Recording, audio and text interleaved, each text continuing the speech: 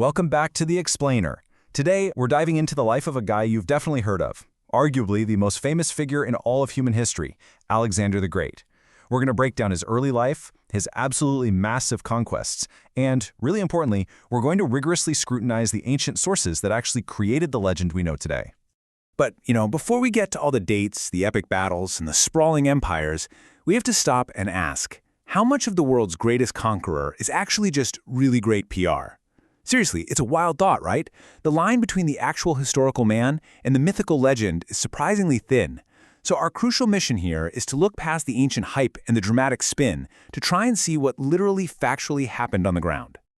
Okay, let's dive into this. Here is our roadmap. First, the man and the myth. 2, from birth to power. 3, conquering the Persian Empire. And 4, history, legends, and sources. Section 1. The Man and the Myth. Separating Fact. Our main goal in this first part is interweaving classical quotes with modern scholarly context so we can finally separate historical fact from ancient fiction. And why is this absolutely crucial? Well, because we need to look at the deep tension between Alexander the man, who was for sure a brilliant but flawed general, and the vivid, almost godlike mythology that was created around him. It's really all about finding the raw reality hidden beneath centuries of intense hero worship. Section 2. From Birth to Power. The Early Years. We are looking at a very specific, totally explosive 26-year period that literally changed the world forever. We're starting in 356 BC with the birth of Alexander. Then we're moving forward to 334 BC, which is the critical moment when his massive conquests in Asia actually begin. And then we're culminating in the year 330 BC with the definitive defeat and death of the Persian king Darius III. This is the timeline of a rapid, completely unprecedented ascent. So, born in 356 BC, Alexander's early life is defined by a staggeringly rapid ascent to power. He transformed from a young Macedonian prince into an absolute military powerhouse almost overnight. That swift rise set the absolute perfect stage for the beginning of his legendary campaigns, all while he was, mind you, barely out of his teens. It's just wild to think about. Section 3. Conquering the Persian Empire. Fall of an Empire. And this brilliantly illustrates the sheer scale of his ambition. Just look at the sequential steps of these conquests in Asia. Step 1. The initial Asian campaigns, where he launched an incredibly audacious invasion. Step 2. A relentless, seemingly impossible push across the continent, where his Macedonian army proved to be completely unstoppable, even against massive, massive odds. And Step 3. The monumental fall of Persia. You have to realize, this wasn't just a standard war. It was a lightning-fast dismantling of the known world's absolute greatest superpower. Which brings us right to the pivotal year of 330 BC. This marks the definitive defeat and, ultimately, the death of Darius III. Now, this wasn't just another battlefield victory, okay? This was the monumental moment Alexander effectively claimed the sprawling Persian Empire entirely for himself. It's the definitive turning point where Alexander the Macedonian king truly transformed into Alexander the Great. But wait, how did he actually legitimize and secure all this newfound power in the eyes of the people? Well, let's look at our first contested historical episode, the famous Gordian knot.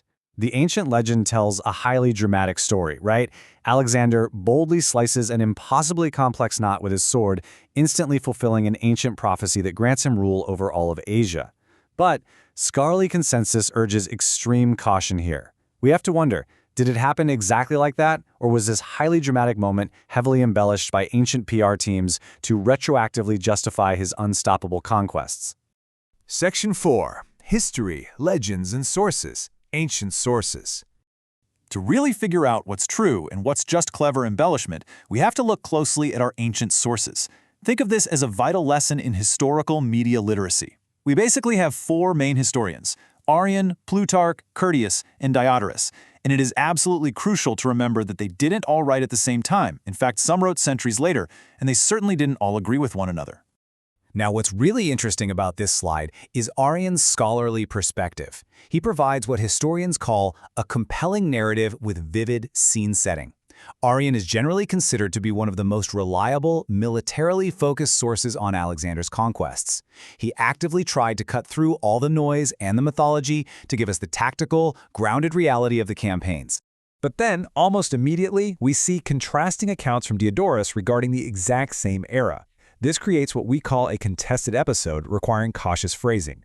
So, where Arrian might see a brilliant, calculated tactical maneuver, Diodorus might offer a slightly different interpretation, or maybe a much more dramatic alternative historical account. It's like a massive ancient historical puzzle. Because of all these contradictions, we constantly have to remind ourselves of the historian's biases. Arrian, Plutarch, Curtius, and Diodorus each shape the narrative to fit their own specific eras, their audiences, and their own personal purposes. Because let's face it, the victors and the biographers who favor them are the ones who ultimately control the historical narrative. Understanding exactly who is writing the history is just as important as the history they are writing about. And that brings us to the absolutely crucial concept of contested episodes. These are specific events where the ancient sources just directly contradict each other, or where they heavily blend historical fact with outright myth. This is exactly why we must use cautious phrasing around certain monumental events. We simply cannot take a 2,000-year-old text at face value. We have to bridge the gap between actual history and constructed legend very, very carefully.